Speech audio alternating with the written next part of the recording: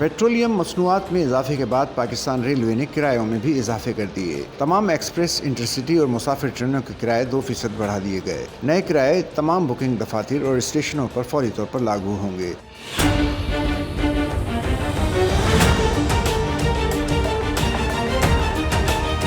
Director IT और divisional superintendents को किरायानामा update करने की हिदायत की गई है। फराहम करदा किरायानामा 1 मार्च 2019 वाले उसूल के मुताबिक राउंड किया जाएगा। रेट अपडेट न करने वाले अमले के खिलाफ 7 दिन में रिपोर्ट न देने पर कार्रवाई होगी।